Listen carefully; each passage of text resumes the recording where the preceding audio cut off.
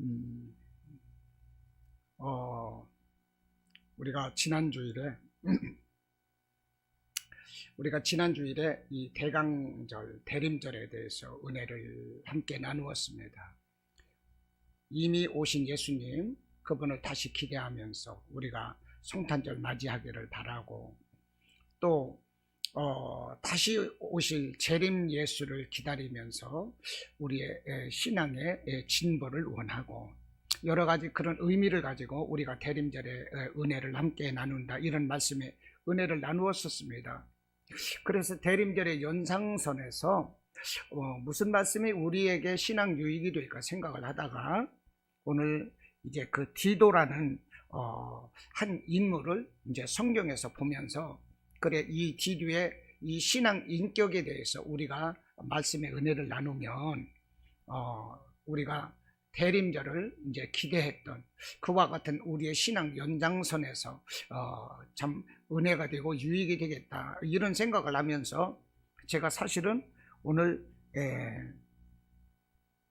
8장 16절에서부터 이제 그 구제 헌금을 하고 있는 이 책임자 디도에 대해서 말씀의 은혜를 나누려고 했었습니다.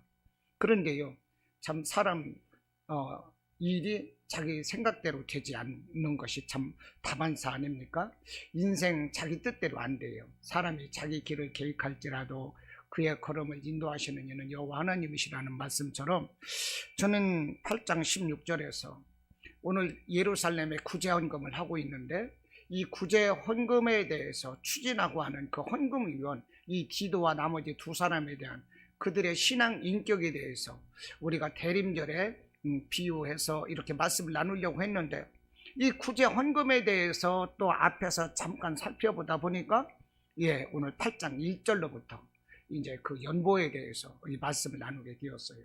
저는 이 말씀을 준비하려고 한 것이 아니라 디도에 대해서 설명을 하다 보니까 어떻게 이 디도가 이렇게 헌금하는 일에 책임자가 되었는가, 이런 일을 이제 미리 이제 소두에서 준비하다가 보니까 안 되겠다. 오늘 8장 1절부터 이 연보에 대해서, 연보는 구제 헌금입니다. 이제 구제 헌금에 대해서 말씀의 은혜를 나누자. 이렇게 해서 제가 오늘 8장 1절부터 12절 말씀으로 이제 구제 헌금이라는 제목으로 말씀을 나누고자 합니다. 오늘 연보라는 말씀이 나오고 있습니다. 이 연보가 뭐냐면요, 이 구제 헌금입니다. 헌금에는 여러 가지 명목상의 헌금이 있습니다. 뭐 선교 헌금도 있고 건축 헌금도 있고요, 그렇죠? 10의 1조도 있고 감사 헌금도 있고요, 뭐 오늘처럼 이 구제 헌금도 있습니다. 여러 가지 헌금이 있어요. 지금 이 8장에서 이 풍성한 연보, 이 큰 제목이 이렇게 되어 있는데, 이 연보가 이제 구제 헌금인데, 이 구제 헌금을 어디에서 하는 것이냐? 마게도냐 교회들이 모여서 예루살렘 교회에 헌금을 하는 것입니다. 이 마게도냐 교회들이라고 그러는데요, 이 마게도냐 교회라는 것은 사도 바울이 이제 사도행전 16장에서부터 2차 선교 여행을 떠나게 되는데, 그때 2차 선교 여행에서 세운 교회, 빌립보, 데살로니가, 베리아, 이런 교회들이 이제 하나님께 은혜 받은 것이 너무 뜨거워서 이제 초대교회의 본부로 이렇게 이끌어지는 예루살렘 교회를 돕기 위해서 이 구제 헌금을 하는 것입니다. 이 예루살렘 교회는 그 당시에 많은 핍박을 겪고 있었습니다. 예루살렘에서 핍박을 겪었어요. 야고보 사도가 목이 잘려서 순교를 당했죠. 스데반 집사가 돌에 맞아 죽었죠. 그러면서 사람들은 다 흩어져 가지고 사마리아 지방으로 들어가서 교회가 세워졌고, 안디옥으로 와서 교회가 세워지고, 그러면서 사도 바울과 바나바가 세워지고, 그러면서 이제 복음이 막 확산되는 거거든요. 그래서 예루살렘 교회는 이 복음의 이제 본거지인데, 예루살렘 교회가 이렇게 야고보라든지 스데반이라든지 이런 사람들이 이제 핍박을 당했고 순교를 당했고, 또 이제 우리가 알다시피 사울이라 하는 청년도 예수 믿는 자들을 잡아들이기 위해서 이렇게 많은 군사들을 이끌고 가지 않습니까? 그러다가 이제 9장에서 다메섹 도상에서 예수님을 만나고, 사울아 사울아 네가 나를 어찌하여 핍박하느냐 하는 주님의 말씀을 듣고 이제 회심을 하게 되는데, 이와 같이 예루살렘 교회는 많은 로마 정부로부터 박해가 있었다는 것입니다. 그래서 굉장히 교회가 어려웠어요. 그렇게 잘 나가던 교회가 어려웠어요. 하루 3,000명, 5,000명씩 모이던 교회가 어려워졌습니다. 그러다 보니까 고아나 과부나 나그네라든지 이런 사람들 뿐 아니라 교회가 어렵다 보니까 이 예루살렘 교회를 돕자 해가지고요, 이 마게도냐 교회에서 구제헌금을 하는 거예요. 이게 마게도냐 교회에서, 마게도냐 교회들, 오늘 보면은요 마게도냐 교회들에게 이렇게 1절에서 말씀하고 있거든요. 이 마게도냐 교회들이라는 것은 이 빌립보, 데살로니가, 베레아, 사도 바울에 의해서 세워진 교회예요. 소아시아로 복음 여행을 하러 가려고 하는데 자꾸만 이 복음의 길이 막혀요. 이상하다 싶었는데 꿈의 환상 가운데 보니까 마게도냐 사람 하나가 손짓을 하면서 이리 와서 우리를 가르치라.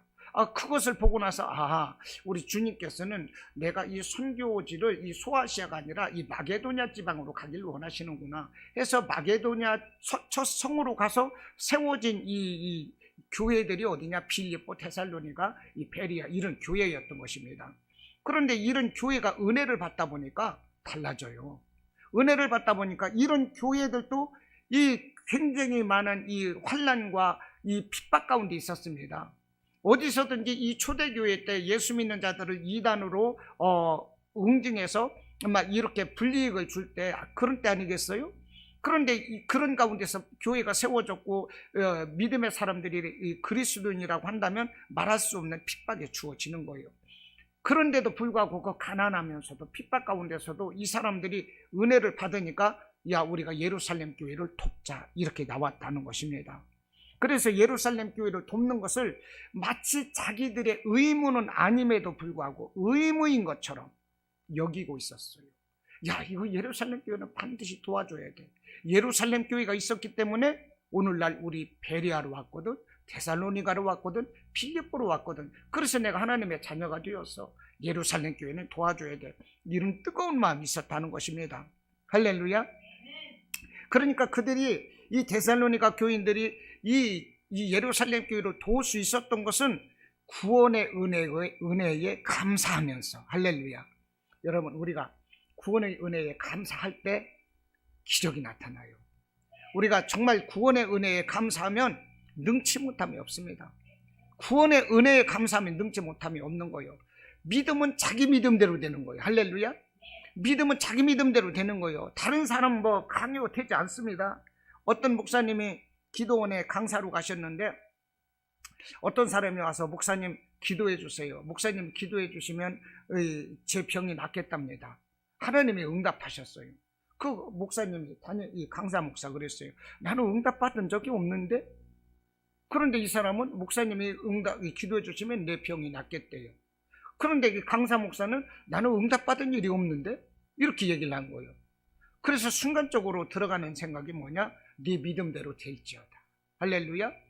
그래서 그 사람 등에 손을 대고 네 믿음대로 될지어다 그랬어요. 예수님, 이 사람이 내가 기도하면 낫겠답니다. 네 믿음대로 될지어다 하고 기도를 해줬더니 그곳에 기어왔던 사람이 몸을 몇 번 움직이더니 벌떡 일어나서 할렐루야 하면서 걸어가더라는 거예요.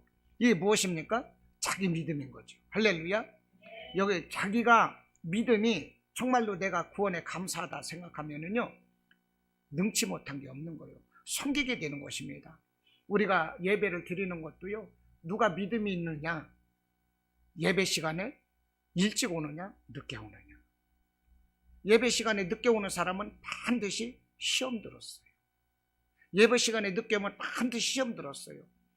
그 시험 들으면 절대 일찍 못와요. 왜 늦게 오느냐? 의무로 오기 때문에. 그런데 은혜 받은 사람은 자원에서 기쁨으로 오기 때문에 어때요? 그 사람은 일찍 와요. 예배 시간에 눈빛이 달라요. 우리는요, 감사로 은혜 생활을 해야 되는 것이지 의무로 해서는 안 되는 것입니다. 지금 데살로니가 이 교회들이, 마게도냐 이 교회들이 이 구제헌금에 동참했던 것이 뭐냐? 구원의 은혜에 감사하면서 하나님께로부터 받은 이 은혜의 진가를 그들은 알고 있는 거예요. 하나님께 내가 은혜를 받았어. 그러므로 그들은 어떻게 하느냐? 힘껏 구제헌금을 하는데 2절에서 그럽니다. 2절에서 보십시오. 환난과 시련 가운데서 그러나 풍성하게. 할렐루야. 그들이 환난과 시련 가운데서 그러면 자금해야 돼요. 그런데 풍성하게. 3절 보면 힘대로 했어요. 힘대로 이게 뭡니까? 힘에 겨울 정도로 힘대로. 그리고 자원해서. 할렐루야. 이게 바로 헌금인 거예요. 환난과 시련 가운데서도 풍성하게 힘에 겨울 정도로 자원해서. 이것이 정말 하나님이 기뻐하시는 헌금인 것입니다. 보십시오. 참고로 이 마게도냐 지방, 이 빌립보, 데살로니가, 베레아 교회 많은 이 상당한 박해에 시달리고 있었어요. 로마 제국으로부터 생활의 핍박을 당했습니다. 그럼에도 불구하고 예루살렘 교회를 돕고 있는 거예요. 그런데 풍성한 연보를 주었다는 것입니다. 그러니까 이게 이 누구를 돕고 하나님께 헌금을 하고 우리가 섬기는 것은요, 돈으로 하는 거 아니에요. 무엇으로 하는 것입니까? 마음으로 하는 거예요. 할렐루야. 헌금은 돈이 나가지만 우리가 무엇으로 드리는 거예요? 거기에 마음이 담겨 있는 거예요. 네 마음 있는 곳에 물질이 있다고 그러셨잖아요. 물질 있는 곳에 네 마음이 있다고 그러셨잖아요. 마음으로 하는 거예요. 오늘 12절에서 뭐라고 말씀을 하십니까? 오늘 12절까지 읽었잖아요. 12절. 할 마음만 있으면 있는 대로 받으실 터이요 없는 것은 받지 아니하시리라. 마음만 있으면 되는 거예요. 내가 마음이 없어서 안 되는 거지, 돈이 없어서 안 되는 거 아니에요. 내가 힘이 없어서 안 되는 거 아니에요. 힘이 없어서 섬기지 못하는 거 아니에요. 마음이 없어서 못 섬기는 거예요. 모든 것은 마음이라니까요. 할렐루야. 마음이에요. 마음. 자, 이 9장 2절을 보면요, 이런 말씀이 나와요. 마게도냐 이 교회들이 이 구제 헌금, 이 연보는 고린도 교회들이 먼저 성도를 돕는 일을 시작했다고 이렇게 말씀을 하고 있습니다. 그래서 고린도 교인들이 먼저 예루살렘 교회를 위해서 구제 헌금을 시작한 것을 마게도냐 교인들이 들었어요. 그래서 마게도냐 사람들이 이 분발하면서 이제 그 예루살렘 교회를 위한 이 구제 헌금에 동참하게 되는 것입니다. 자, 9장 2절, 고린도후서 9장 2절 이렇게 말씀을 해요. 보십시오. 이는 내가 너희의 원함을 알미라. 내가 너희를 위하여. 너희가 누구예요? 마게도냐인들에게 얘기하는 것입니다. 마게도냐인에게 아가야에는 이제 고린도 교회를 말하는 거였거든요. 아가야에서는 1년 전부터 준비하였다는 것을 자랑하였는데 과연 너희의 열심이 폭많은 사람을 분발하게 하였느니라. 지금 고린도 교회 사람들에게 사도 바울이 쓰는데, 너희들이 1년 전부터 예루살렘 교회에 구제헌금 하는 것을 내가 마게도냐 교회 사람들에게 자랑했더니 그들이 분발해서 그들이 헌금을 풍성하게 했더라. 이것을 고린도 교회에게 말하는 거예요. 그런 걸로 봐서 이 지금 마게도냐 교인들은 풍성한 연보 구제헌금을 이미 마쳤는데 고린도 교회는 1년 전부터 시작을 했으면서도 아직까지도 이 구제헌금을 바치질 못했어요.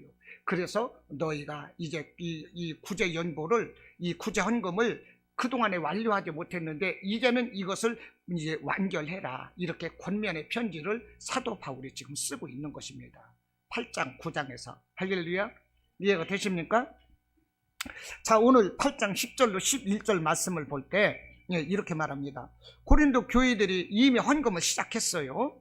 이제 10절로 11절 보면 이렇게 나오죠. 이 일에 관하여 나의 뜻을 알리노니 이 일은 너희에게 유익함이라. 너희가 1년 전에 행하기를 먼저 시작할 뿐 아니라 원하기도 하였은즉 이제는 하던 일을 성취할지니 마음에 원하던 것과 같이 완성하되 있는 대로 하라. 이렇게 하잖아요. 1년 전에 이미 시작했어요. 그러나 마무리를 지지 못하고 이 지진부진한 상태에 놓여 있다는 것입니다. 어떤 문제 때문에 그들의 이 연보가 구제헌금이 이렇게 답보 상태에 있었는가? 이것은 오늘 본문에서 침묵하고 있어요. 그러나 고린도 교회에 침투했던 이 거짓 사도들의 부추김 때문에 이 지지부진한 상태로 놓여 있을 것이다. 이것을 또 성경 고린도후서 12장 16절로 17절을 보면 우리가 추측을 할 수가 있습니다. 이 거짓 사도들이 이 사도 바울에게 속아서 헌금할 필요 없다 이렇게 책동하고 이간질을 하고 그러면서 헌금이 중단되었다는 거예요. 그 이유를 된다고 하면 그래요. 바울은 사도가 아니죠. 예수님의 사도는 예수님의 이 가르치심과 죽으심과 부활을 직접 목격한 자인데, 바울이라는 사람은 그것을 목격하지 못했다. 사도가 아니다. 그리고 이 바울이라는 사람은 변덕스럽고, 그리고 은근히 이 고린도 교회 사람들한테 돈을 갈취하려고 한다. 이런 헛소문을 내고 비방했습니다. 이렇게 신뢰받지 못하는 바울에게 거액의 돈을 맡길 수 없다. 이렇게 책동을 했다는 거예요. 자, 고린도후서 12장 16절로 17절 제가 읽어드립니다. 하여간 어떤 이의 말이 내가 너희에게 짐을 지우지는 아니하였을지라도 교활한 자가 되어 너희를 속임수로 취하였다 하니 내가 너희에게 보낸 자 중에 누구로 너희의 이득을 취하더냐. 사도 바울이 자기 변론하는 거예요.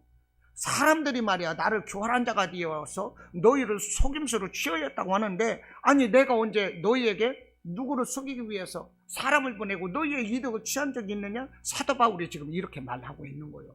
그러니까 이게 교회에서 이게 문제인 거예요. 교회에서 가만히 보면 믿음이 있다 하면서도요, 이간질하고 중상모략하는 사람들이 있어요.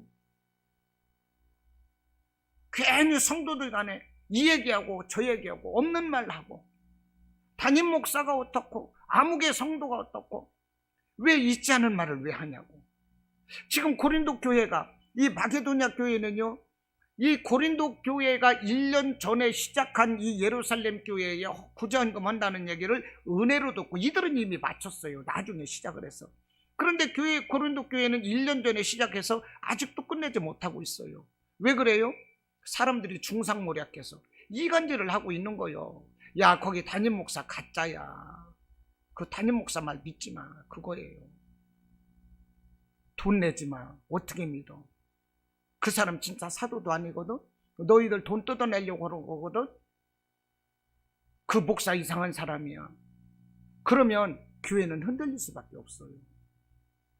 교회 발전 절대 안 됩니다. 그런 사람들이 교회에 있다니까요. 그런 사람이 교회에 있어요. 그러니까 고린도 교회가 아직도 지금 이 연보를 끝마치지 못하고 있는 거예요. 이거 심각하게 알아들어야 됩니다. 할렐루야. 여러분, 우리가 은혜는 받되 입은 무거워야 되는 거예요. 은혜는 받되 입은 무거워야 되는 거예요. 함부로 이 말 저 말 해서는 안 되는 거예요. 믿음의 말을 하고, 무슨 말을 하든지 하나님의 살리시는 말을 하고, 하나님의 공급하신 것 같은 은혜로운 말을 해야 되는 것이지, 이간질 하지 말자고요. 중상모략하지 말자고. 어떤 사실이 있을지라도 이건 교회에 덕이 되지 않냐고, 하나님께 영광이 되지 않으면 내 혼자 그것을 묻고 가야 되는 거예요.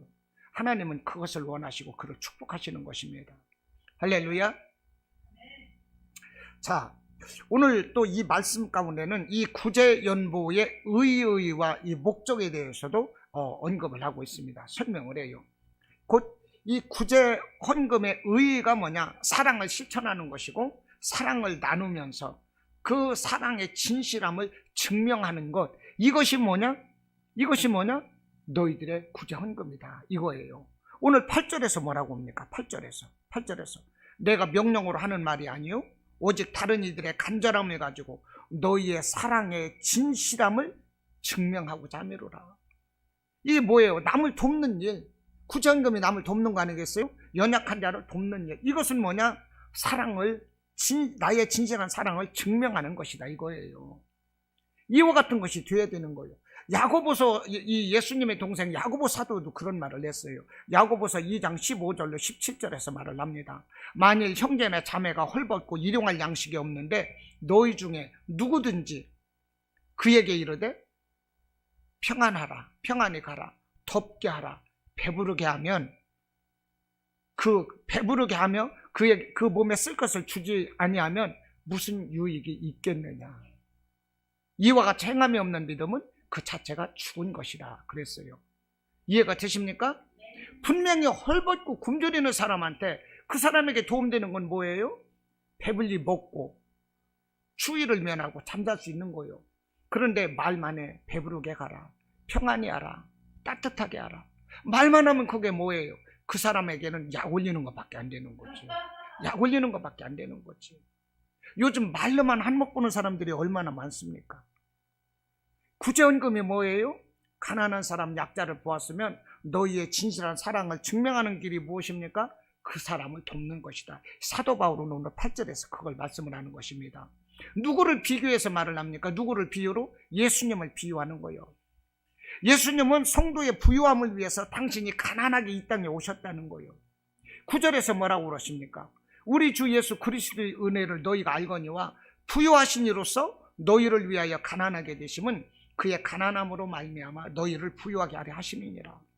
우리 예수님의 그 사랑의 진실성이 뭐예요? 이 땅의 성도들을, 가난한 성도들을 부유하기 위해서 당신이 이 부유함에도 불구하고 가난하게 오셨다는 거예요. 이것이 무엇입니까? 진실한 사랑을 증명하는 거다 이 말이요. 이 예수님을 지금 비유해서 설명을 하고 있어요. 여러분, 그러므로 우리가 하나님의 은혜를 받았다 생각을 한다면, 하나님의 은혜에 내가 감사하다고 생각하면 나보다 연약한 자, 없는 자, 할렐루야, 이런 이 구제에 대해서 우리가 우리가 힘을 쓰고, 이것이 곧 하나님의 은혜다 하는 것입니다. 오늘 한 가지 말씀을 나누고자 하는데, 우리가 봉사하고 구제로 섬기는 것, 이것이 무엇이냐? 하나님의 은혜다 하는 것입니다. 할렐루야. 1절 말씀해 보니까 하나님께서 마게도냐 교회들에게 주신 은혜다 그랬어요. 2절에서부터 5절까지 보면 마게도냐 교회들이 받은 은혜라는 것이 가난한 예루살렘 교회 성도들을 위해서 이 구제헌금을 마련한 것, 구제헌금 모금한 것, 이것을 하나님의 은혜라고 말해요. 곧 고난과 역경 중에서도 자원하는 심령으로 구제헌금 하기로 정했고 그것을 넘치도록 한 것, 이것을 은혜래요. 우리는 여기서 이 마게도냐 교인들이 이 봉사하는 것, 곧 예루살렘 교회를 위해서 구제 헌금한 것을 하나님의 은혜다 이렇게 말한 것에 대해서 우리가 생각할 필요가 있습니다. 우리는 보통 이렇게 생각해요. 하나님의 은혜 그러면은 무엇을 떠올리느냐? 대개가 하나님께서 내게 주신 것을 떠올려요. 내게 받은 은혜, 이것을 하나님의 은혜라고 합니다. 내가 받은 것을 하나님의 은혜라고 한다 그 말이에요. 하나님께서 내게 물질적인 복을 주셨어요. 누군가 나를 도와주셨어요. 이것을 하나님의 은혜라고 한다 이것입니다. 내가 기도했어요. 무엇을 했어요? 그래서 이 일이 내게 잘 되었어요. 그럼 하나님의 은혜라고 합니다. 또는 내가 부흥했다라든지 말씀 가운데 예배 드릴 때 말씀의 은혜를 받고 감동을 받았어. 그러면 이걸 은혜라고 그래요. 성령의 은혜가 내게 임했고 내가 구원을 받았고 하나님의 뜻을 내가 알았어요. 감동 받았어요. 이런 것을 우리는 하나님의 은혜라고 그래요. 틀린 말 아닙니다. 다 하나님의 은혜예요. 무슨 말씀이냐? 하나님의 은혜라고 할 때는 일반적으로 나를 위한 것과 관련되어 있다는 것입니다. 우리가 일반적으로 그렇게 생각한다 이 말이에요. 그런데 이 사도 바울은 이 가난한 중에서도, 내가 가난한 중에서도 다른 가난한 자들을 위해서 도울 수 있는 것, 구제할 수 있는 것, 이것을 하나님의 은혜다 이렇게 말하고 있다는 것입니다. 할렐루야. 이것을 하나님의 은혜라고 해요. 이 말씀은 우리에게 생각의 전환을 요구한다는 거예요. 우리의 생각의 전환을 아주 강력하게 생각의 전환을 요구한다는 거예요. 우리가 흔히 이 은혜에 대해서 감사하고 하나님께 받은 은혜가 감사해서 내가 구제하고 봉사하는 것으로 이렇게 생각을 해요. 보십시오. 내가 하나님께 받은 은혜가 커서 그것을 감사해서 구제하고 봉사하는 것이라고 본다면 우리가 봉사하는 것이나 남을 구제하는 것이 어떤 대가를 지불하는 것에 불과하다는 거예요. 그러니까 내가 하나님께 받은 은혜에 감사해서 구제하고 봉사하는 것이라면 이것은 받은 은혜에 대한 대가를 지불하는 하나의 의무 같은 것이지요. 의무를 한다는 것은 기쁜 일이기보다는 마지못해 하는 거죠. 의무라는 것은 마지못해 하는 것이 있습니다. 그런데 하나님께서 구원을 베푸신 것으로 내가 생각을 한다면 이 구제와 이 봉사가 어때요? 하나님께서 은혜가 베푸신 것으로 하기 때문에 감사하게 된다는 것입니다. 여러분, 이게 어려운 말씀인가 모르겠는데 구제와 봉사는 성도에게 지워지는 의무나 짐이 아니다는 거예요. 하나님을 사랑함으로 우리가 은혜를 받았다면 우리가 이웃을 사랑하는 것도 하나님의 사랑하신 것처럼 우리가 이웃을 사랑하는 것도 하나님의 사랑과 은혜를 받은 것처럼 당연히 이웃을 위해서 사랑하는 것도 당연하다는 거예요. 우리가 하나님께 사랑받기를 원한다면 우리가 이웃 사랑하는 것도 당연히 그렇게 되어야 하는 것입니다. 이웃을 사랑할 수 있는 힘과 그 마음, 이런 것을 우리는 하나님의 은혜라고 밖에 표현할 수가 없는 거예요. 내 마음대로 이렇게 이웃을 사랑하게 됩니까? 안 돼요. 내가 뼈 빠지게 버린 것으로 어떻게 이웃을 사랑할 수가 있어요? 사랑할 수 있고 섬길 수 있는 마음을 주시는 것은 오직 하나님의 은혜인 것입니다. 그렇다고 보면 우리가 구제하고 봉사하는 것이라는 것은 우리가 짐지는 것이 아니라 성도의 특권이라는 거예요. 할렐루야. 자, 생각해 보세요. 우리가 하나님의 말씀대로 사는 것이 짐입니까? 특권입니까? 특권이어야 되는 거죠. 짐이라면 하나님의 말씀을 따르는 것이 기쁠 수가 없어요. 그러나 하나님의 말씀대로 사는 것이 특권이기 때문에 우리는 하나님의 말씀대로 사는 것이 너무나도 기쁜 것입니다. 마찬가지로 내가 남을 위해서 내가 가진 것을 나누는 것이 짐이라고 생각한다면 여기서 이 마게도냐 교인들은 자원하는 마음으로 힘이 넘치도록 했거든요. 내가 남을 섬기는 것이 짐이라고 여겨진다면 자원하는 마음이 나올 수가 없는 것입니다. 내가 억지로 의무감으로 하는 것이라면 늘 잃는 것과 같을 거예요. 하나님은 내 것을 빼앗는 것으로 여겨질 거예요. 아니, 하나님 왜 그렇게 이렇게 하라고 해요? 그러면서 하나님은 어떤 분이십니까? 내 것을 빼앗는 분으로 이렇게 생각할 수 있고, 이럴 때 구제와 봉사를 절대 할 수 없다는 것입니다. 그러므로 이 구제와 봉사로 섬기는 것 자체가 하나님의 은혜인 것이고, 할렐루야, 우리 성도들의 특권이라는 거예요. 7절 말씀에 뭐라고 하십니까? 오직 너희는 믿음과 말과 지식과 모든 간절함과 우리를 사랑하는 이 모든 일에 풍성한 것 같이 이 은혜에도 풍성하게 할지니라. 무슨 말씀이에요? 너희가 풍성하게 받는 거 기뻐했으면 풍성하게 하라, 이 말입니다. 여러분, 그게 원칙 아닙니까? 그것도 사람 사는 도리인 거예요. 받을 줄만 알고 베풀 줄 모르면 사람 간에도 욕먹는 거예요. 그거. 더욱이 우리가 알아야 할 것은요, 우리가 구제와 봉사를 할 때에 그것을 가능하도록 능력을 주시는 것도 하나님이라는 거예요. 할렐루야. 자, 성경은 말씀을 합니다. 네 하나님 여호와를 기억하라. 그가 네게 재물 얻은 능력을 주셨습니다. 신명기 8장 18절 말씀인 거예요. 그러니까 우리가 구제나 봉사는 오직 하나님의 은혜가 아닐 수가 없는 거예요. 하나님이 주신 것 가지고 나누는 거예요. 할렐루야. 그러므로 우리는 이 구제나 봉사로 섬길 때에 그것이 내 힘이 아니라 하나님의 은혜로 하는 것임을 기억하고 그것을 감사하자는 거예요. 할렐루야. 하나님의 은혜가 우리 가운데 더욱 풍성하게 넘치도록 더 구제하고 봉사할 필요가 있는 거예요. 이 구제하는 사람들의 특징은요, 늘 감사해요. 내가 할 수 있어서 감사합니다. 그런데 그 옆에 있는 사람들은 믿음 없는 말을 해요. 아이고, 그렇게 해서 어떡합니까? 아이고, 그렇게 해서 어떻게 해요? 힘들지 않으십니까? 고생하지 않았습니까? 이런 말을 해요. 그러나 그 사람들에게는요, 구제하는 사람들에게는 절대 그것이 위로가 되지 않아요. 에휴, 이 믿음 없는 자신의 표를 내는구나, 이렇게 생각한다니까요. 예, 신명기 15장 10절로 말씀을 합니다. 너는 반드시 그에게 줄 것이요 줄 때에는 아끼는 마음을 품지 말 것이니라. 이로 말미암아 네 하나님 여호와께서 네가 하는 모든 일과 네 손이 닿는 모든 일에 네게 복을 주시리라 그랬어요. 할렐루야. 여러분, 남에게 도움받기 좋아하지 말고 도움 주는 사람이 되자 하는 것입니다. 할렐루야. 어떤 사람은 받기에 익숙한 사람이 있어요. 뭘 먹을 때도 어떻게 하든지 얻어먹으려고 해요. 그런데 자기는 먹을 때 안 살려고 그래요. 커피 한 잔도 마찬가지예요. 음료수 하나도 마찬가지예요. 허다못해 떡을 내놔서 잔치떡을 돌려도요, 얻어먹는 사람은 있어도요, 얻어먹는 사람은 절대로 돌리지 않습니다. 상대방 먹을 때 왜 안 불렀느냐고 그래요. 그런데 저 먹을 때는 상대방 안 불러요. 먹을 때 부르라고 말하고. 이런 사람이 많아. 누가 함께 먹자 했으면, 함께 나누자 약속을 했으면 저는 약속을 이행을 안 해요. 좋은 거 있으면 혼자 해요. 그런데 상대방이 같이 먹자 나누자 했으면서 자기를 안 부르면 화를 내고 내일이라도 당장 그거 하라는 거야. 여러분, 이게 누구입니까? 받기에 익숙한 사람인 거예요. 그런 사람은 어때요? 늘 궁색해요. 자신은 똑똑해 보일지라도 남들로부터 손가락질 당하는 것입니다. 도대체 왜 그렇게 살아? 나는 그렇게 얘기하고 싶어. 그런 사람한테 왜 사니? 왜 살아? 예, 이렇게 얘기하고 싶어요.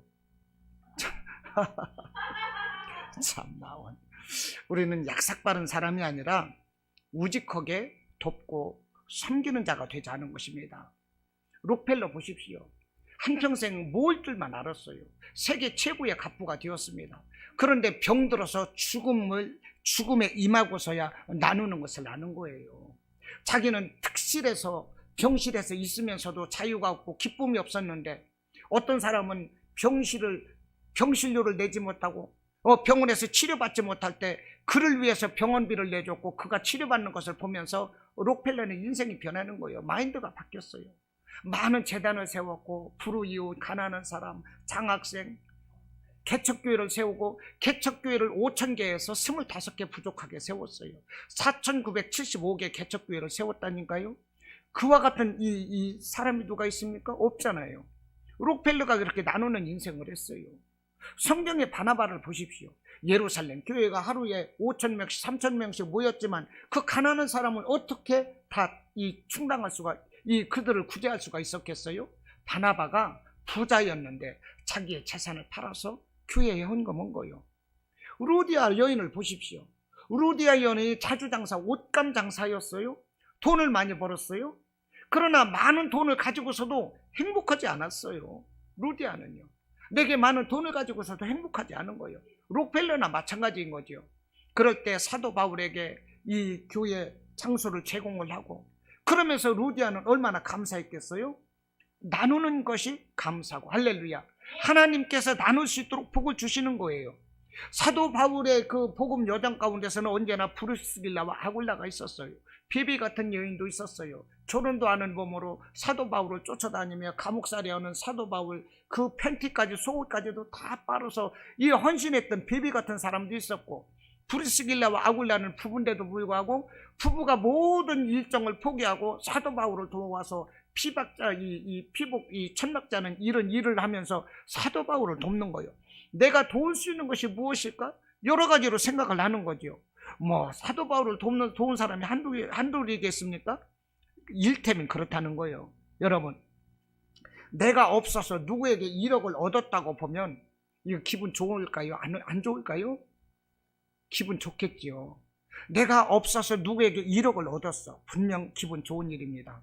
그렇다면 그 사람에게 1억을 준 사람이라면 적어도 한 100억쯤은 되니까 1억 딱 주지 않았겠어요? 그렇다고 보면 여러분들은 내가 100억쯤 가지고 그냥 가볍게 1억 턱 줄 수 있는 사람이 되길 원합니까? 아니면 내가 가난해서 1억을 구걸하고 나서 1억 받은 것으로 기뻐하는 사람 되길 원합니까? 뭐예요? 없어서 1억 받고 기뻐하는 것보다 100억을 가지고 가볍게 1억쯤 나눌 수 있는 이 사람이 되길 원하잖아요. 할렐루야. 그러면 우리가 어떤 삶을 살아야 될 것입니까? 이건 가르쳐주지 않아도 다 알아. 내가 섬길 수 있는 거, 구제할 수 있는 거, 나눌 수 있는 거 하나님이 주셨기 때문이라는 거예요. 할렐루야. 하나님께서 내게 주셨기 때문에 이와 같은 일 감당할 수 있는 거예요. 내가 남을 섬기고 헌신하는 거 기뻐하시기 바랍니다. 기왕이면 100억을 가지고 1억씩 척척 나눠주는 삶이 돼야 되는 거지. 거지처럼 살다가 1억 받은 걸 가지고서 기뻐하며 주를 보겠네. 이게 어폐인 거죠. 할렐루야. 예, 무엇이 좋은지를 우리는 다 아는 거예요. 안 가르쳐줘도 그런 건 알아. 예, 내가 없어서 받는 것보다 내가 있어서 섬길 수 있다는 것이 얼마나 감사할 일인가. 할렐루야. 이것을 말하는 거예요. 그러므로 남에게 손 내밀고 부탁하는 것보다는 나의 것을 나눌 수 있는 것은 분명 하나님의 축복이고 보람된 인생이라는 것입니다. 이와 같은 우리 성도 여러분들이 되시기를 주님의 이름으로 축원합니다. 아멘.